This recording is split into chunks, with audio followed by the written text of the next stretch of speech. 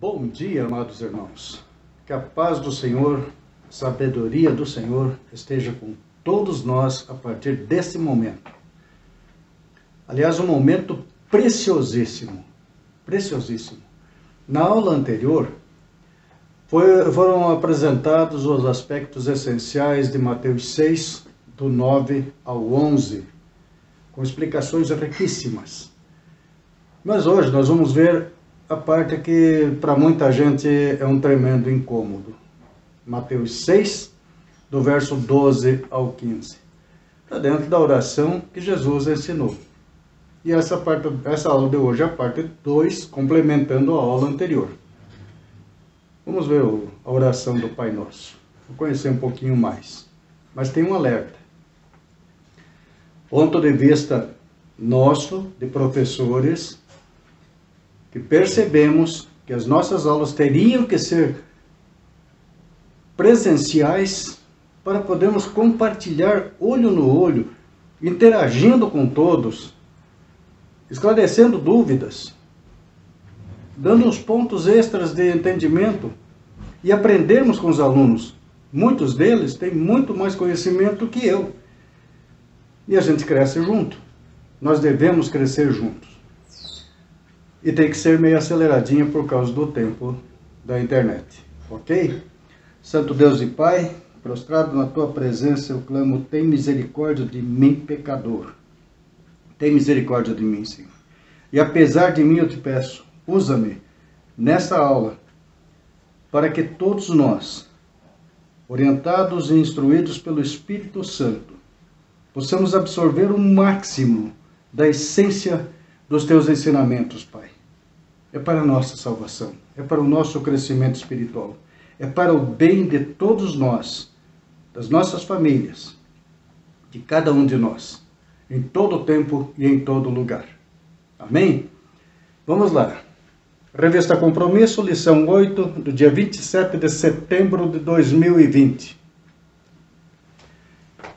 O fato dos discípulos pedirem para Jesus lhes ensinar a orar, vocês acham que eles não sabiam orar?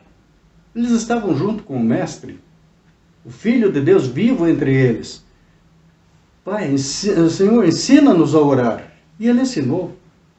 E ele foi muito claro. Até vou ler para vocês aqui no comecinho. Tu, porém, quando orares, entra no teu quarto e fechada a porta, orarás a teu Pai que está em secreto, teu Pai que vem em secreto te recompensará. E não precisa usar vãs repetições como gentios, porque presumem, eles imaginam que pelo seu muito falar serão ouvidos. Quem muito fala tropeça na palavra. Então vamos em frente. Qual seria então o significado dos apóstolos pedir para serem ensinados a orar? Objetivos? Primeiro, é essencial que todos nós saibamos compreender os princípios de oração ensinados por Jesus naquela oração. Nos 3 primeiros versos, 9, 10 e 11, você está saudando o Criador do universo, que é o nosso Pai. E começa a pensar por aí a dimensão desse Pai, a grandiosidade, a magnanimidade dele. Aí, onde ele está? Nos céus. Não é céuzinho azul só que a gente vê aqui. Pelas viagens interplanetárias que ainda não estão acontecendo, a não ser com instrumentos eletrônicos e altamente científicos, estão constatando que o universo é bem maior do que eles imaginavam. É muito maior. Ele é infinito. Então o Criador mora lá. Ele ele é onipresente, ele está em todas as partes, em todas as pessoas. Paulo, em determinado momento, fala que Deus é tudo em todos. Ok? Então vamos começar a pensar já nessa grandiosidade. O que nós precisamos fazer? Confessar os seus pecados a Deus, os meus pecados a Deus. Confesso. Errei, já errei demais. E continuo errando. Eu sou imperfeito, eu sou humano. Mas cada vez que eu erro, eu me repreendo. Eu sinto que fiz bobagem. E isso deveria estar na mente de cada pessoa, de todas as pessoas. O que nós precisamos fazer também? Perdoar aqueles que o ofendem. Mas espere aí. Tem pessoas tão apegadas à mentira, à prática da iniquidade, que quando você fala uma verdade que é para o bem da pessoa, se sente agredida, se sente ofendida. Note bem. Então, perdoar aqueles que ofendem, às vezes eles se sentem ofendidos, mas não foram ofendidos. Você apenas falou uma verdade, ou você ouviu uma verdade que doeu, que incomodou. Você parar, refletir primeiro e admitir, poxa, realmente eu errei. Percebe? E por que perdoar aqueles que nos ofendem? Já chegamos lá. E o terceiro aspecto desses objetivos, estar vigilante. Perdão, o quarto. O terceiro que nós temos que fazer. Estar vigilante para resistir às ciladas do maligno. Também é muito bom. Já abordamos alguma coisa nesse sentido em aulas passadas. Texto áureo de hoje, Mateus 6, versos 12, 13 e eu estando até o 15, porque o texto áureo é até o 12 e 13, mas o 14 e 15 vem na sequência. Perdoa-nos as nossas dívidas, assim como nós temos perdoado. Você tem perdoado realmente as dívidas e ofensas? Assim como temos perdoado os nossos devedores. E não nos deixeis cair em tentação, é hora de resistir aos ataques do inimigo. Mas livra-nos do mal. Opa! Sim, nós temos que ser livres do mal e da maldade que ainda impera em nossos corações, ou que ainda tem resíduos delas em nossos corações. Por que isso? Nós precisamos perdoar para ser perdoado.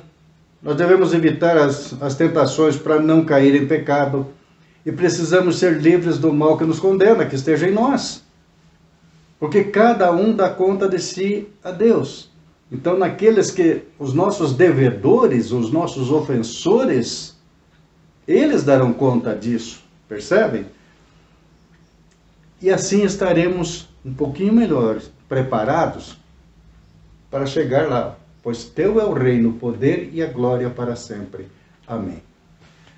Ressalto novamente, pelo conteúdo dessa aula, teria que ser presencial. É muito melhor, muito melhor absorvida por todos. E todos aprendem com todos. O professor não sabe tudo, não. Não se iluda. Pai Nosso dialogado. Essa reflexão, para saber bem tudo o que falamos, não se conhece o autor. A pessoa que escreveu isso foi tão sábia que não pôs o nome dela na questão.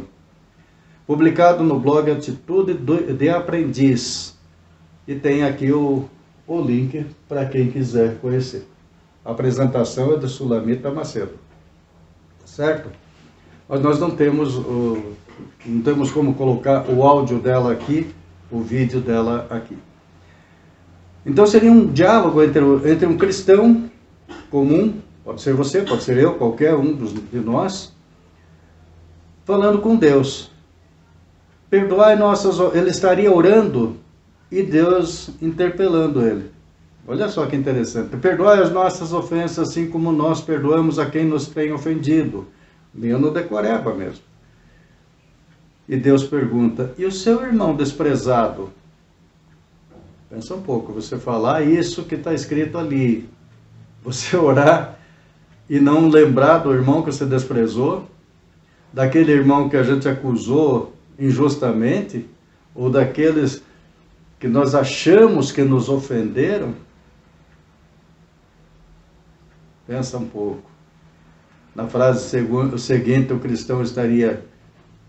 Já reclama, né? Está vendo? Olha, Senhor, ele já me criticou várias vezes, não era verdade o que ele dizia. E agora eu não consigo perdoar. Eu preciso me vingar. Mas e a sua oração? O que a sua oração quer dizer? Ele nem questiona, não responde a pergunta. Ele afirma de novo, eu acho que eu me sentiria melhor se eu me vingasse. Isso é inerente ao ser humano, em função do que você vê acontecendo no dia a dia. e sem conhecer a palavra se deixa levar pelo que divulga a imprensa.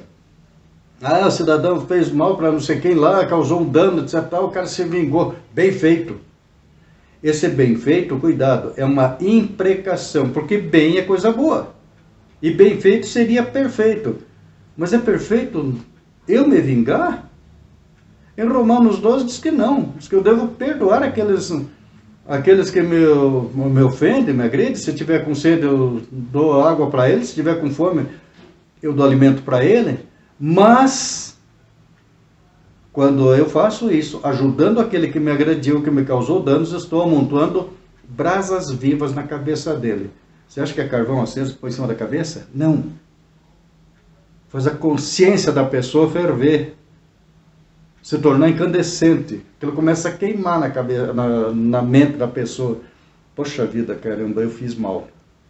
Eu não fiz o que eu deveria fazer. Não foi assim que Jesus me ensinou. Então a pessoa afirma, seria melhor se eu me vingasse. E Deus, não vai não. Você vai se sentir pior. Bem pior. A vingança não é tão doce quanto parece. Aí os engraçadinhos, filósofos de plantão afirmam, a vingança é um prato que deve ser comido frio. Frio, é? Vai nessa. Pensa na tristeza que me causaria, Deus ainda falando com o tal do cristão lá. Pensa na tristeza que me causaria. Pensa na sua tristeza agora, eu posso mudar tudo para você. Basta você querer. Lá no comecinho não está escrito, seja feita a tua vontade, assim na terra como no céu? No céu é tudo perfeito. Na terra está complicado porque nós estamos aqui errando sem parar. Você aceita? Busca a vontade de Deus, faz bem para você. E o cristão já retruca de novo. O Senhor pode, mas como? Está duvidando do poder de Deus? Da autoridade de Deus que fez o universo inteiro? O Senhor pode, mas como? Perdoe seu irmão, eu perdoarei você e lhe aliviarei. Oh, maravilha! Você sentir o alívio do perdão? E se você soubesse o quanto benéfico é o perdão, tanto para quem recebe como para quem perdoa, de cima dos dois saem fardos imensamente pesados. Você praticamente sente-se levitar. Sair do chão, fica tão leve teu caminhar, teu sorrir, teu falar. Perdoe seu irmão. Eu perdoarei você e lhe aliviarei. Se ouvir isso de Deus, é bom demais. Mas o cristão volta à carga. Mas Senhor, eu não posso perdoá-lo. Então não me peças perdão também. Vamos entender essa parte aqui? Pega o verso 14 e 15 aí da tua Bíblia. Em Mateus 6, está escrito ali, ó. Porque se perdoardes aos homens as suas ofensas, também vosso Pai Celeste vos perdoará. Você quer que explique melhor? Se você perdoar, Ele te perdoa. Se eu perdoar os que eu acho que me ofenderam, eu serei perdoado.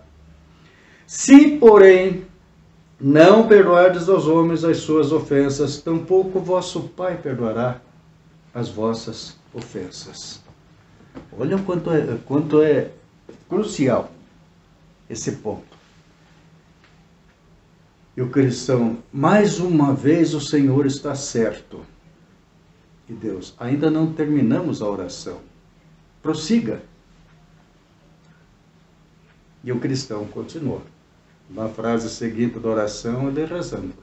E não nos deixeis cair em tentação, mas livrai-nos do mal. Estava pensando na oração, no que estava dizendo. É comum você ver grupos de jogadores fazendo essa oração do Pai Nosso antes de um jogo. Parece que estão transmitindo corrida de cavalo. Não refletem nem no Pai nem no Amém. De todo o texto, não refletem em nada. Não tem a menor noção. É um áudio aceleradíssimo, sem noção nenhuma. Não nos deixeis cair em tentações, mas livrai-nos do mal.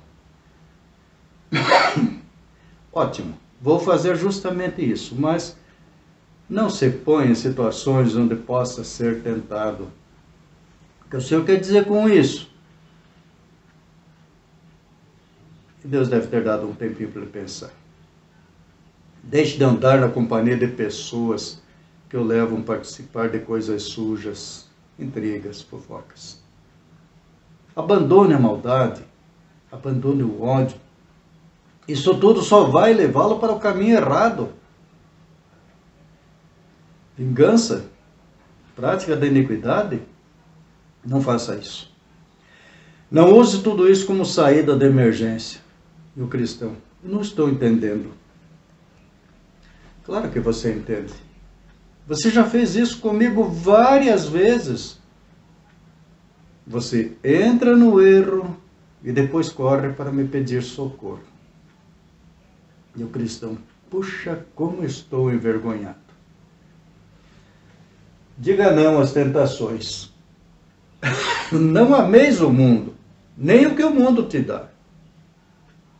Se alguém ama o mundo, o amor do Pai não está nele. Porque tudo que você vê no mundo, aqui tem alguns pontos de tentações. A gula, o vício do cigarro, um carro mais poderoso, né? Riqueza, bebidas, namoros fora do casamento ou incontrolados, relacionamentos inconsequentes em todos os cantos, quanto mais melhor, de preferência agora, isso é iniquidade. Tenha cuidado, não é porque todo mundo está fazendo que você precisa fazer também. Nós, filhos de Deus, estamos no mundo, mas não somos daqui.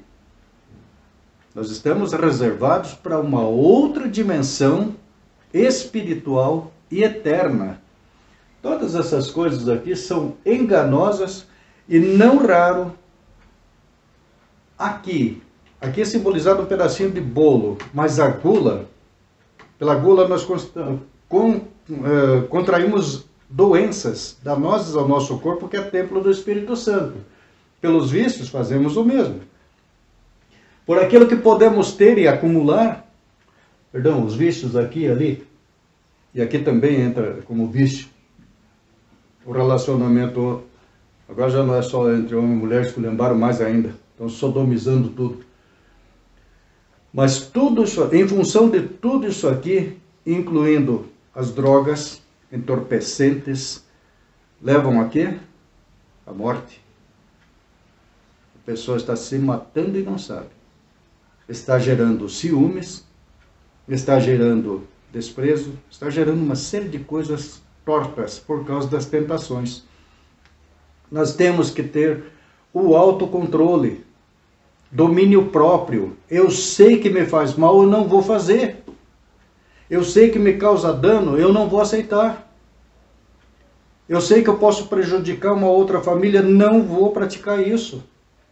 Eu sei que os meus filhos, minha esposa pode ser prejudicado por uma dessas atitudes.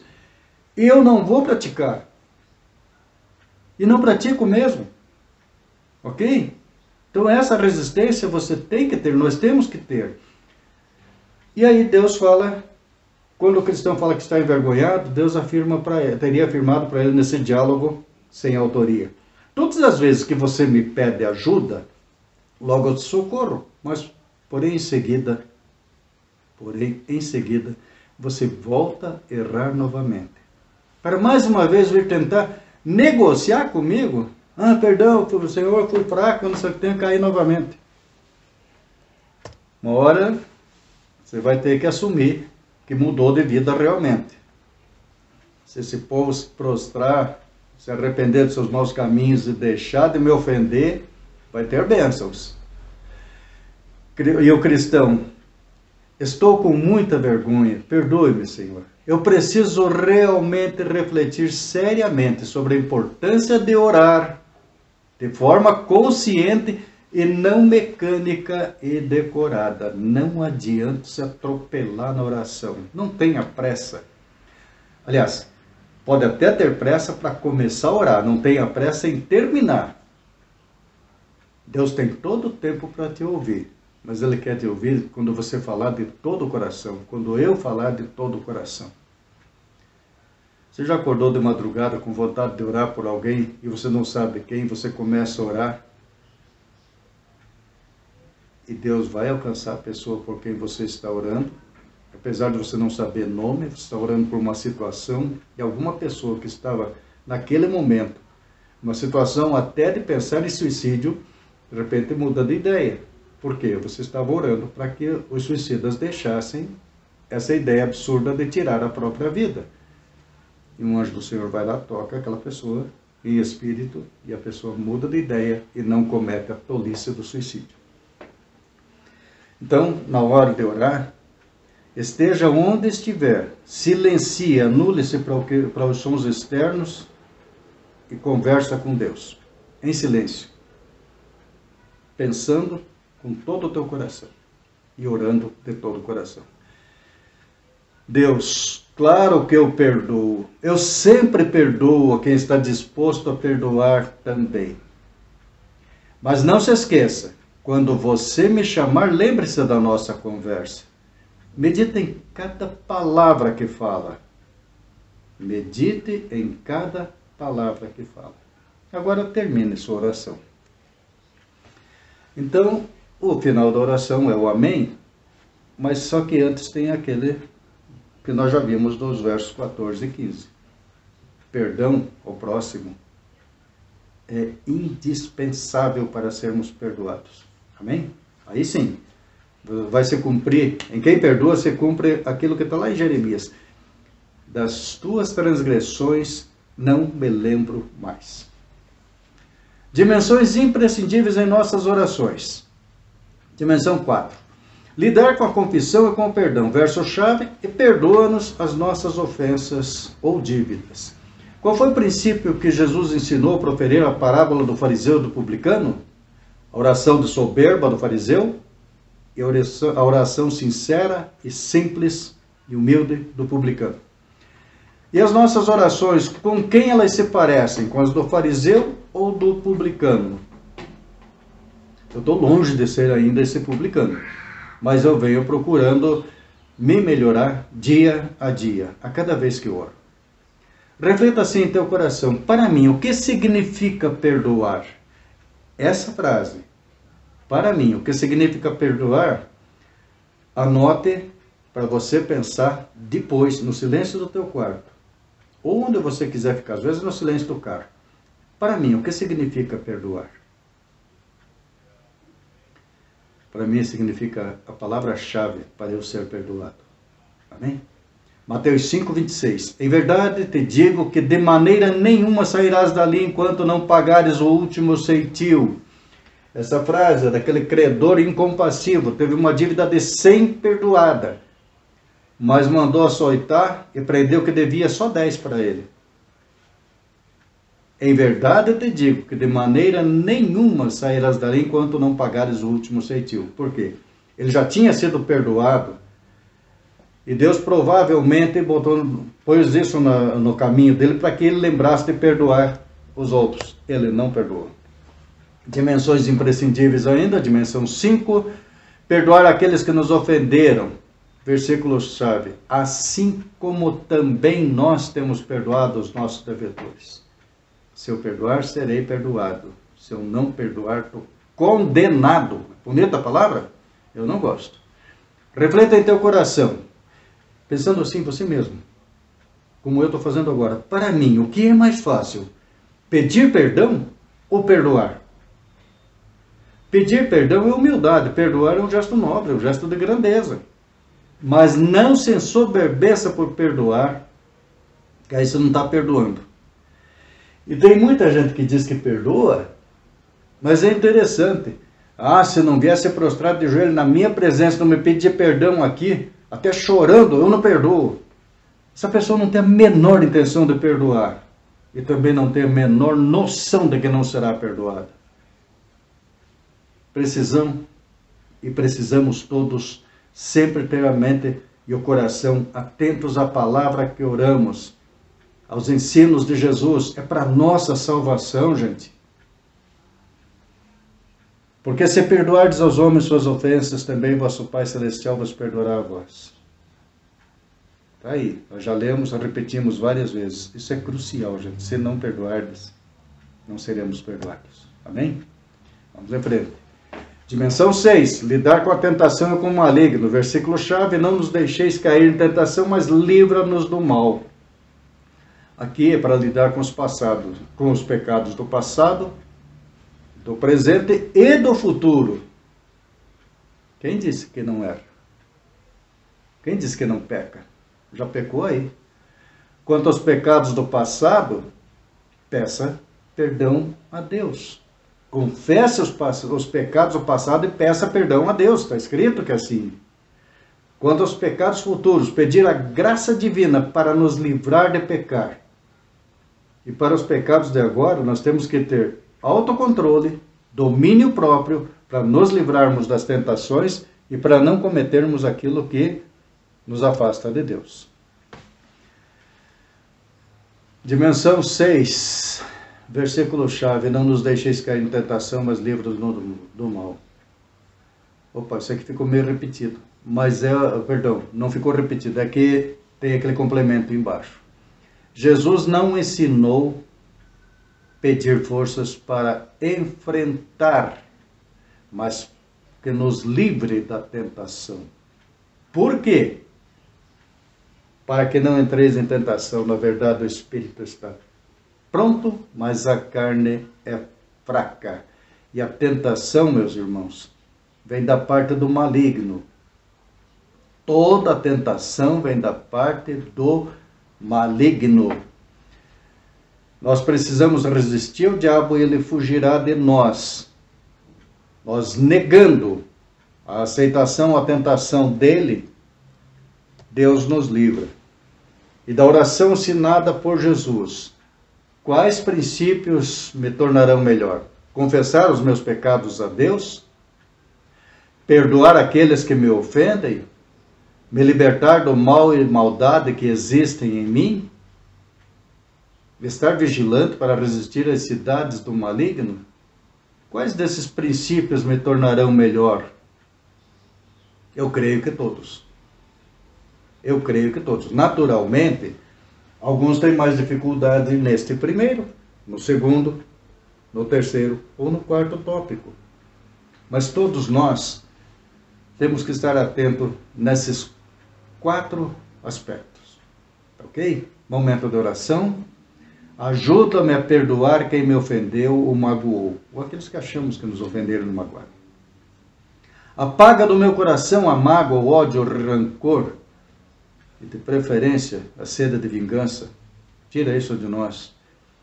Faz-me vigilante para resistir às ciladas do inimigo. Amém? Então, essa é a aula de hoje, atropelada como tem sido essas via internet. Eu confesso que eu não gosto muito não gosto nada, é aula muito fria e a aula teria que ser mais aquecida. Deus amado, Deus querido, ainda te dou graças por essas aulas frias assim mesmo, Senhor. Não me agrada plenamente e o Senhor sabe por quê. Mas eu gostaria muito, Senhor, que essa pandemia passasse, para que todos pudéssemos nos reunir novamente e estudarmos juntos e aprendermos juntos, e eu aprender mais com os irmãos, e todos nós entendermos e compreendermos o que o Senhor quer de nós. Obediência, humildade, simplicidade, sinceridade, vivendo aquilo que o Senhor ensinou para nós. No amor de Jesus Cristo, paz para todos vocês e uma abençoada semana na companhia de Jesus. Amém e amém.